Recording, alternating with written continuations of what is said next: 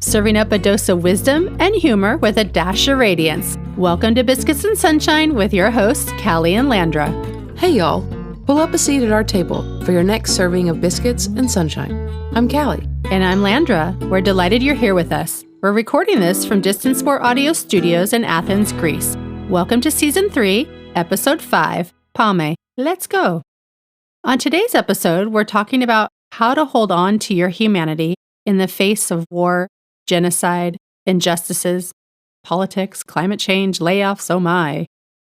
Silliness aside, it really feels like the world is constantly on fire. And when everything feels huge and overwhelming, it's easy to feel powerless. We want to try and keep it positive, even though the topics that we're talking about today are anything but. It's about not drowning in the headlines. And we hope through this discussion that we're all inspired to find small ways to take care of ourselves, our families, and our communities. And we hope you are encouraged to contribute to the change that is truly possible. Yeah, I often ask myself, are things getting worse or has it always been like this? We had this conversation. Right? We think about this all the time. Yeah. And of course, we only can have our perspective during our lifetime. We have read history books and we have learned about different things happening, but we didn't live it. So these things that are occurring recently, and really from my own experience, I could say COVID was like that thing that just really like the match that got lit. Like with, I would say, of course, I might get this out of sequence, but, the things that are just top of mind is I cannot believe we're going on year 5 of Russia's invasion of Ukraine. And then with October 7th, the horrible Hamas and Israeli, hostage situation, that too has continued to go on too long. And, most recently, we now as a U.S. have gone in, invaded. Actually, we took the leader of Venezuela. I don't even know what's going on now because our attention's constantly being pulled to the next war we're getting into, which is Iran. And, drones now and missiles flying all over the Middle East. So, yeah, I often wonder, right, is it getting worse or has this always been happening? And I think it's probably a combination. I remember asking my mom these questions, especially, I think, after 9/11. That's when my news gathering brain really, I think, came online to the negativity of the world. Yeah, that's probably it for me too now. Yeah. And because very few of us actually remember that 9/11 happened and then they had those anthrax scares. Yep, I remember that. And before that, I also remember the Columbine incident. I can vividly remember where I was when these news stories were unfolding and how I would get home from school and I would just watch the news because my mom worked in news. And so she had to get like a 6 p.m. newscast on the air. So she'd come home after that. So I had a chunk of time each day where I would just sit in front of the TV and watch news. And I remember being obsessed with Peter Jennings after 9/11 and his reporting. And I remember writing him a letter to tell him how much I appreciated what he was doing. I'm sure he never got it because they probably thought it was full of anthrax. Anyway, I remember asking my mom, are things worse now than they've ever been? And my parents have both traveled a lot and they're both very worldly. And I remember my mom saying, in some ways, there's always horrible things happening everywhere. And there are parts of the world that are closed. There are parts of the world where injustices are an everyday thing. And it just shifts over time. Things are bad in a lot of places, in a lot of ways, all the time. And so while you find comfort in that, knowing that maybe we're not any more evil than we have always been, I feel like what we are dealing with now is a constant bombarding of every single update. I agree. Thinking about the news, now more than ever, the news, it's like owned by corporations. And it's like, we're living real time, now with technology, we're getting more insight and updates coming from all parts of the world, all corners of the world. And as humans, we're not wired for that. And so it can feel like an assault on our humanity, our bodies, our minds, our nervous systems, all those things. And, before it was like, okay, what's the problem in your local area? And now it's just gotten bigger and bigger. And I think so often when I mentioned the news being owned by corporations, when they are connected in that way, I just can't help but to think it's to keep us numb, it's to keep us obedient, and kind of honestly full of fear. And so, how do we resist against that? How do we find and hold on to our own humanity in the face of what's really happening in the world? I feel like no matter what news outlet you watch, I hate to say this as someone who is a former journalist and who believes very strongly in the ethics of journalism and in the purpose of journalists, but I feel like what gets lost in the agenda of a news outlet is the human element to every story. When I was working in TV in the 2010s, we had a rule you could not show blood on air. You could not show it. We would specifically edit video to not show blood if we're looking at a crime scene or anything like that. And I think in some way, because we are ever evolving in the digital aspect of our lives and everyone has access to all this stuff, I think back to the Charlie Kirk assassination. There was video of the actual assassination. I don't think we need to see that. And I think sometimes the watchdogs that journalists once were, there are no bumpers on the bowling alley, and there's nothing guarding anything. So true. There's no innocence in anything anymore. Our children are constantly bombarded by these images online, and they can find anything. And so I feel like we're losing so much so fast that you don't realize it until we're 20 years down the line. Mm-hmm. Yeah, because it's like over time, little by little, you can't even pinpoint when did that change happen around not showing blood, right, on TV. Mm-hmm. Yeah, and so it often gets me thinking about, and I think we should all think about, how do you stay informed without spiraling? Because I think we also don't want to be in the opposite place of, okay, I just pretend that doesn't happen. And that is a privilege if you could do that, right? And not be impacted by what's happening. But I think boundaries are a really important thing.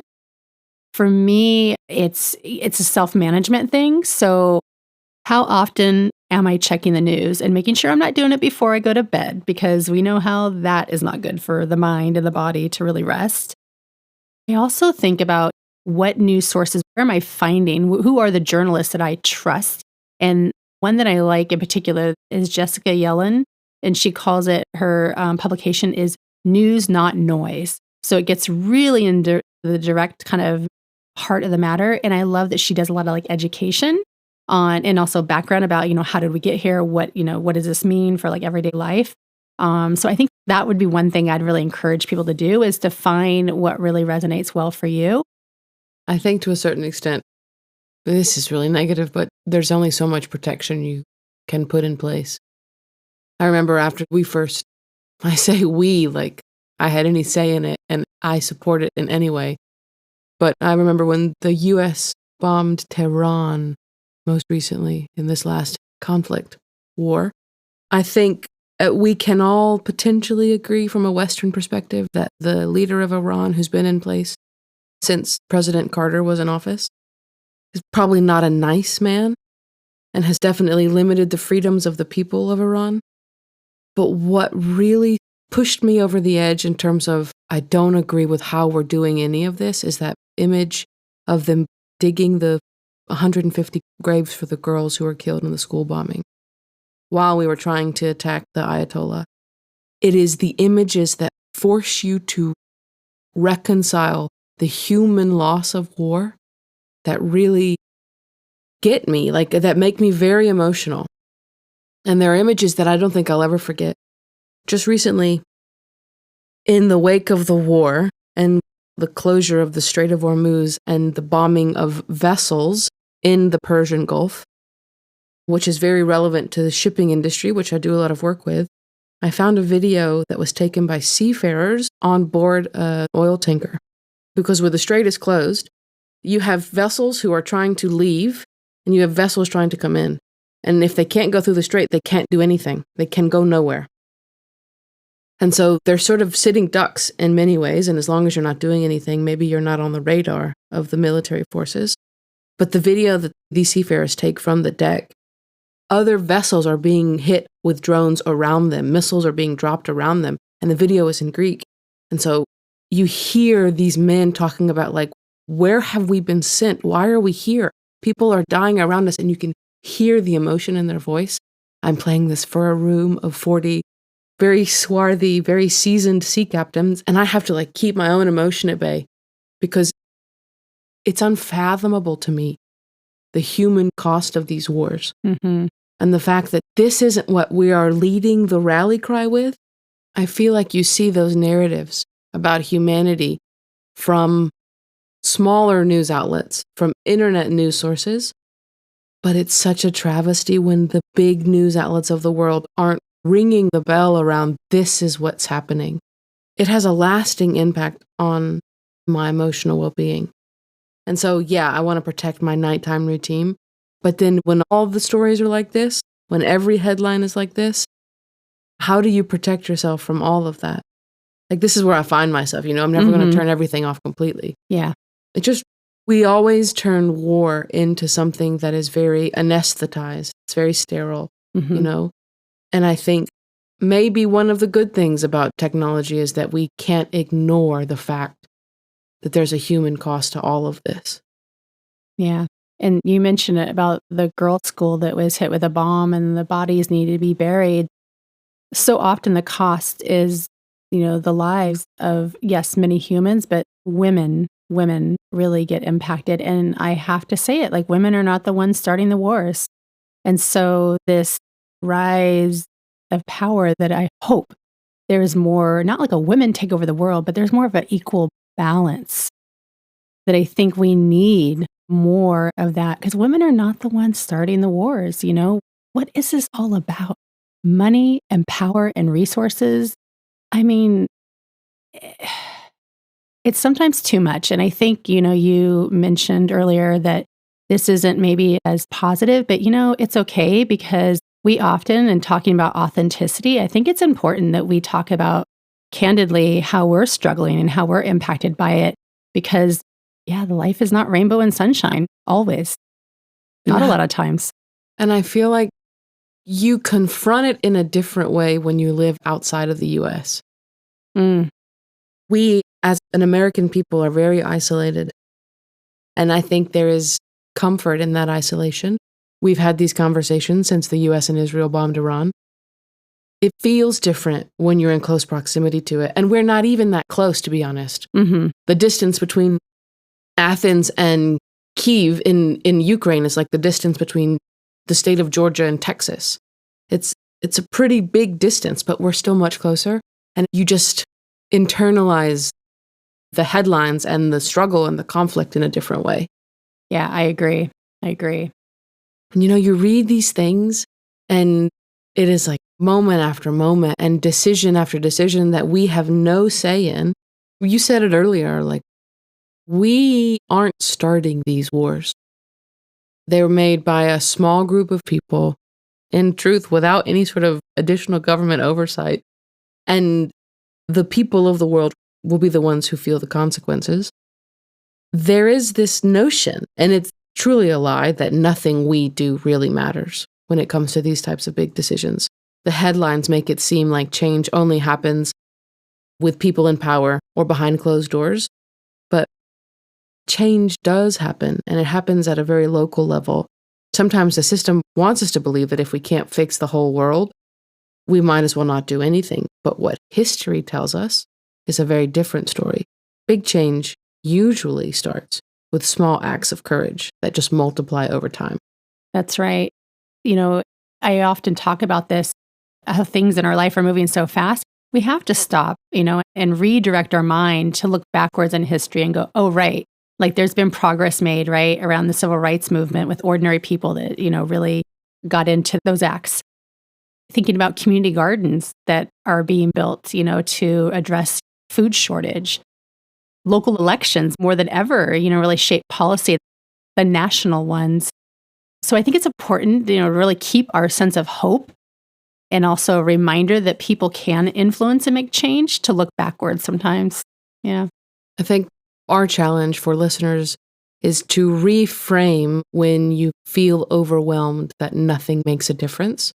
It needs to be small, everyday acts of courage. It can be dramatic activism, but it's the small, everyday acts of courage where real change is made. You don't have to lead a revolution. Sometimes it's just refusing to quietly accept something that feels wrong. People often hear this phrase, civil disobedience, and they imagine dramatic protests, people chained to buildings, or really huge national movement. And there is place for these types of big, sweeping movements for sure. But most oftentimes, civil disobedience is actually much quieter than that. At its core, civil disobedience simply means this: choosing to act according to your own conscience when something around you feels wrong. I mean, I can think of dozens of times where I've been in conversation with someone and my mind goes, "Ooh, that was so wrong to say." Or you see someone respond in a way that you don't agree with. It's standing up in these moments. It's finding the courage in these small moments to say something. Because you never know who's watching. You never know who feels the same way. And you never know who is going to be inspired by the courage that you display. It's so true. And I think looking for moments of where we could use our voice, where we could step in and protect maybe somebody that's more vulnerable, that needs maybe getting access in our communities. It's refusing to participate even like in things as small as gossip and cruelty. What do we want to put out in the world, right? Do we want to keep spiraling and keep negativity, or do we want to, like you said, choose actions that make change? Not like, oh, I'm just going to think positively, but making those changes. The local elections where we're voting. The one that I love, my husband years ago when we started dating really modeled for me and I started doing, is voting with your dollars. Where are you choosing to spend your money? I have to say it's harder and harder sometimes to find the companies that aren't attached to something not so great in the world. But I mean, one small thing I was thinking about from the financial crisis that was happening in the US at one point in time, we abandoned big banks and went to a smaller credit union. And that has been really, I think, one little small act as an example of what we were able to do. But yeah, always there's choice in where we spend our money. And these are not dramatic acts, but they are powerful because systems rely on one quiet assumption that most people are just going to go along with things, even when they feel uncomfortable. Ugh, ain't that the truth? Isn't that how we got to where we are today? Everyone thinks, ain't no way that's going to happen. Someone's going to speak up. So stop, sister. Someone's going to stop it. We compare so much, right, of our life in the US and our life here. One thing I will say, again, thinking younger as I grew up, I always knew about protests because you heard about it and you saw it, and then in the history that we were learning. But it was not really protesting that much that I was exposed to until living in the Bay Area, and whether it was for social injustices, political reasons, the Women's March, there was a lot more I was exposed to and actually participated in. And moving here in Greece, there's protests like all the time. Like the city will shut down. And it's not just because they want to protest, but that's like they use their voice. They are civilly disobedient to make change. The one, that so often occurs is around like taxis and ferries and like these unions, right? To be able to, get the fair protection, the wages, that they need and they deserve. And then we had, the Tempe train disaster. And I think we just hit the 30-year anniversary. And there's a lack of accountability of what occurred, in our rail systems and the amount of lives that were lost. And still down in Sindagma in the main square, names are written and ages of the amount of people and the people that died in that. And it's important. We have to, use our voice and act to put pressure on governments to make changes, to make things safer for people. And that's just the one thing that I see very differently. It's a part of what they do here in Greece. And it makes sense. It's the birthplace of democracy. And they still, after all these years, continue to use their voice. I've always thought about why Greeks, and Europeans to a certain extent, but why Greeks are so willing to speak out against the government. And I think it's something that as Americans, we can do a better job of, because Greeks, ask anyone in the entire world who has ever met a Greek person, Greeks are very proud to be Greek. They are very proud of their heritage and where they come from. But they will be the first ones to talk badly about the government or to criticize policy or to actually take to the streets to protest. There isn't this idea that if I'm protesting, it makes me anti-Greek. In some ways, if I'm standing up for my rights as a citizen, it makes me more Greek. It's what's expected of you. I feel like that's a lesson that we can learn. I feel like during the civil rights movement, people understood that. There was a lot on the line for everyone. And they took to the streets still. When I was working in TV, we covered the 50th anniversary of the 16th Street Baptist Church bombing in Birmingham, Alabama, where 4 little girls were killed: Addie Mae Collins, Denise McNair, Carol Robertson, and Cynthia Wesley. 4 little girls were killed at the church in a bombing that, let's say, wasn't sanctioned by any sort of organization, but they were men a part of specific organizations. And we held the anniversary at the church, and we were live there all day, and we heard from people who remembered the girls, who were there at the church, who knew the girls, and it made it very real. Because you're right, we study about this in history books.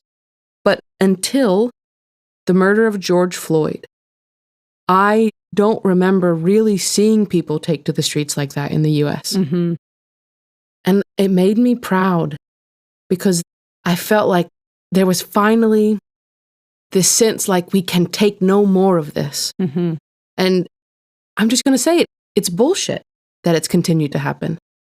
But we cannot give up. We cannot let people who refuse to change allow us to stay the same. Because civil disobedience, at its very basic thing, is saying, I'm not comfortable with this. This is not right. When one person is brave enough to say that, others almost assuredly realize they're uncomfortable too. And that's how small shifts begin. One of the things for me that's so frustrating is, how do I help in these moments of sort of mass tragedy? It's one thing to take to the streets and protest, but how do you actually help? And I think that's an important piece of this conversation, because maybe what we can do, because the reality is I'm not going to go to Iran to help women and children who have been displaced by the bombing. I'm not going to go into Palestine to help women and children and families who have been displaced by bombs and by war. I'm not going to go to Ukraine to do the same thing. But how can I take my anxiety and my frustration and my desire to do something good? How can I take that and put it into something meaningful? I think there are moments every day that we can do that in our own local communities. I love what you're saying, Callie, because I feel that too. It's like, it's not just enough to sit with my anger and, just to continue to talk about it with everybody else, but it's like, how do you metabolize it and turn that anger into the action that fuels you into getting involved? And yeah, the other day, I remember we were talking with an individual. He owns a bar, and they're going to have a night where there's music and artists, and all the money is going to go to help some relief in Lebanon, in Beirut. So, that's one thing we can participate in, show that community of people, because he's part Lebanese, part Greek, that hey, we are here to support you. We're sorry to see this happening to your homeland just as much. I think about volunteering, again, finding, is it somebody that needs supplies packaged up and sent that, it's going to make its way there. I don't discount giving money because we all have different resources. So time can be one way, money can be another. And I think more than ever, this is kind of a dotted line, but it's really getting to know people that are outside of your, broadening the different types of people you normally interact with, meaning that when we just watch news, it can keep us very fearful of the others, those people, those countries, Muslim, different religions. So I think it's so important to expose yourself to people that are different and to be able to start to realize their humanity and that they're not that much different. I think that's what you and I love about travel, is you see different walks of life. And yeah, people have different religions and customs and rituals and way of doing things, efficiencies, inefficiencies. But at the core, people just want to be happy and healthy and love their families and have access. One thing you reminded me of is the importance of also checking in with people, because we don't want to go to our Persian friends, to our Iranian friends, to our Lebanese friends, to our Jewish friends, to our Palestinian friends and say, how are you? Maybe that feels really awkward, But I think that there's a way that conversation can be had where you open the door and you allow them to feel like someone from outside the community is paying attention. Yeah. You can say, like, the headlines are crazy and the world is super messed up. I know that it's probably impacting you, and I want you to know that I'm paying attention, and if there's anything I can do to help, let me know. Mm-hmm. If you just want to talk, you need a space to vent, anything like that, I'm here for you. I feel so much for humanity, and I'm just like, God, it's so frustrating that we don't learn from history, that we cannot get our shit together to just take care of one another. This isn't like a big kumbaya, but like, why are we still doing this thing over and over, brutalizing one another, fighting over resources, getting money hungry and power hungry? And so, yeah, if you are that person feeling that, like, I just feel so down and alone, like, again, feel that. And how can you like metabolize it and turn that anger, that rage into some little small act? I was in Cyprus a few weeks ago. I was there for work, and we had a cross-section of different European nationalities represented. And I was sitting next to a Cypriot colleague, and we were talking about the northern part of the island, which was invaded by Turkey in 1974. And the global community sort of did nothing. And so Turkey has been allowed to stay in northern Cyprus and occupy northern Cyprus. And it was weird because my other European colleagues sort of had the response of like, and so what? And I could see my Cypriot colleague like really trying to she did a beautiful job trying to hold herself together, because it is very personal for her. Her dad was one of the people who was kicked out of his own village. Wow. And it made me sort of realize, when you're not a member of that community, it doesn't mean that you don't care. It doesn't mean that you shouldn't empathize. It just forced me to confront the fact that because you're not a member of the community, you don't have the knowledge and the emotional experience of what that means for the community. And I hated the fact that she got that response from people. Because as a Greek, I feel very strongly about what happened in Cyprus, because we're like, cousins. We're like closely related to each other. And so my perspective on that was, yeah, I'm not Cypriot, but that was really messed up what happened. And the fact that no international support came. I don't know, it made me think a lot about what's happening in the Middle East and how the narrative demonizes all of this stuff in the Middle East because it's different than what's mainstream in America. Mm-hmm. And at the end of the day, we're all just people. And the Muslim people I have met are incredibly beautiful people. And they have taught me so much about Islam and about the religion and the way that they view the world. It has opened my eyes completely. And I know you love, we love the experience of meeting people from different backgrounds. Yeah. I just saw this video online of a mom. She's got the video, like the screen in her face, and you can hear her child in the background wailing, crying. And the mom goes, my child is very upset because she wants to celebrate Ramadan. And the mom looks in the camera and says, we are not Muslim. I don't know how to celebrate Ramadan. And you hear the child in the background screaming, I want to celebrate Ramadan because my friend celebrates Ramadan and they eat rice and they eat after dark and they stay up late and they get to look at dragons. Oh, agape moo. And the mom says, is this right? Will someone please tell me the information, because I don't know anything. I'm very ignorant. I love the fact that kids don't see the barriers that we see. Yeah. They haven't been conditioned to do that. I think one of the ways to hold on to our humanity is to remember that we are all human, and we get caught up in these power struggles and these resources and these wars. At the end of the day, we're all human. Yeah. So whether it's around the world or next door in your community, those small acts of courage can make a big difference. We can't give up on that. Shut off the news, turn off your phones, get out into the world, and really go out with a lens of looking for good, because I think that makes all the difference. Our minds really will attract what we're trying to find. How can I intentionally smile at somebody that maybe is different than me, somebody I don't know? How can I do a random act of kindness? Like, there's so much opportunity. How can I get curious? Maybe there's a coworker that I've never even asked, and I know this holiday's coming up for them. Like, I think these are more ways I'm so glad we're talking about this. I'm just coming up riffing here of ideas on like how we can stay curious. Curiosity and looking for the good, I really feel like is going to be crucial to holding on to our humanity. Action is the antidote to helplessness. We know the world has always been messy and feels especially bad right now, but it's also full of ordinary people quietly doing amazing things. You don't have to fix everything, but also don't give up on your small part of it. Usually at the end here, we say our hope for you is to do X, Y, and Z. But I remember a mentor of mine talked about hope is not a strategy. And so I'm going to be a little bit more bold here, and I'm going to ask. So it's going to be my ask for you this week is that you keep participating in the world in ways that feel authentic to you. Don't give up. If you love what we're serving up, be sure to subscribe and rate us on your favorite streaming platform. We're proud to say you can find us almost everywhere. Also, head over to Instagram and give us a follow at Biscuits and Sunshine, all spelled out. We'd be so honored if you share this podcast with a friend. This is Biscuits and Sunshine with Callie and Landra.